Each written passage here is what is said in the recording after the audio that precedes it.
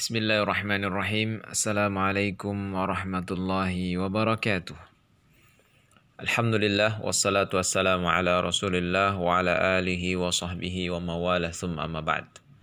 Bapak Ibu jamaah yang semoga senantiasa dirahmati Allah Ta'ala. Alhamdulillah pada kesempatan sore hari ini kembali Allah Ta'ala mudahkan kita untuk mengikuti kajian online ringkas dari kajian tafsir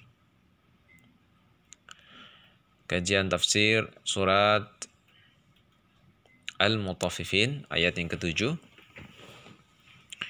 Pada ayat yang ke-7 Allah Subhanahu wa taala berfirman, A'udzu billahi minasyaitonir rajim, kalla inna kitabal fujjari lafi sijjin. Sekali-kali tidak, sesungguhnya catatan orang yang durhaka benar-benar tersimpan dalam sijjin.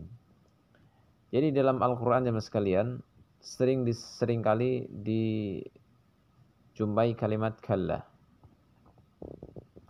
Sebagaimana dijelaskan oleh Al-Imam Al-Qurtubi rahimahullah dalam tafsirnya, bahwa kalla terkadang sebagai kalimat yang mengingkari perkataan sebelumnya.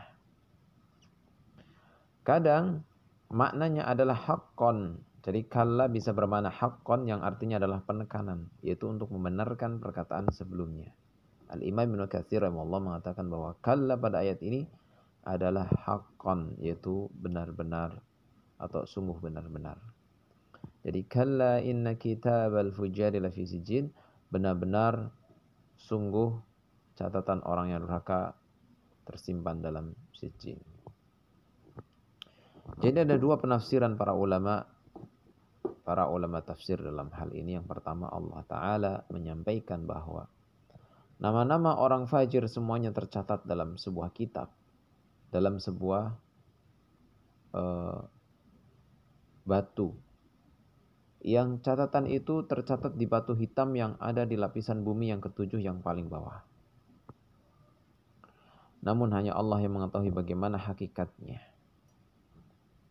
Maksudnya yaitu orang yang beriman kepada takdir, mereka meyakini bahwa seluruh orang-orang yang masuk neraka jahanam sudah dicatat oleh Allah Subhanahu wa taala dalam catatan Allah Ta'ala. Tidak ada satu orang pun yang lepas dari catatan tersebut. Mereka yang melakukan maksiatan, mereka yang melakukan kefajiran, kekufuran, sudah dicatat dalam sebuah catatan. Adapun tafsir yang kedua, bahwa maksud dari kitab al-fujar, ya, sebagaimana perkataan Al-Imam Ibnu Katsir rahimahullah, inna masirahum wa ma'wahum lafi sijjin. Ya. Catatan orang-orang yang durhaka, yaitu bahwasanya kesudahan mereka dan tempat mereka adalah tempat yang sempit. Dan sijjin ini dimaknakan dengan ad-dayyiq atau ad-dayyiq, yaitu tempat yang sempit, penjara yang sempit. Maka dalam hal ini sijjin diartikan neraka jahanam sebagai tempat fajir orang-orang kafir, dan ini dirajihkan oleh Al-Imam Ibnu Katsir rahimahullah taala, di mana beliau lebih condong pada pendapat bahwa sijjin adalah tempat yang sempit, yang menyesakkan, yang ada di lapisan bumi yang ke-7 yang paling bawah, dan itulah tempat neraka jahanam. Kemudian jemaah sekalian, di ayat yang ke-8 Allah SWT berfirman, "Wa ma adraka ma sijjin." Tahukah kamu apa itu sijjin? Jadi Allah Ta'ala ulangi di sini penyebutan sijjin dalam bentuk pertanyaan. Ini adalah bentuk uslub atau metode dalam Al-Quran atau gaya bahasa dalam Al-Quran untuk menunjukkan bahwa sijjin adalah tempat yang mendatangkan penderitaan, kesengsaraan, kesedihan. Tempat yang sangat sempit yang Allah Ta'ala firmankan dalam surat At-Tin ayat 4-5, di mana Allah Ta'ala berfirman, laqad khalaqnal insana fi ahsani taqwim. Sungguh kami telah menciptakan manusia dalam rupa yang sebaik-baiknya, tsumma radadnahu asfalas safilin. Kemudian kami kembalikan dia ke tempat yang serendah-rendahnya. Maka para ulama kemudian mengatakan bahwa yang dimaksud dengan tempat yang serendah-rendahnya ini adalah lapisan bumi yang paling bawah. Dan ini menguatkan tafsir dari ayat sebelumnya. Allah Ta'ala kemudian berfirman di ayat yang ke-9, Kitabun Marqum, yaitu kitab yang telah dipahat atau terpahatkan. Jadi catatan amal tersebut seakan-akan telah dipahat oleh Allah Subhanahu wa taala, tidak akan ada perubahan. Jadi Kitabun Marqum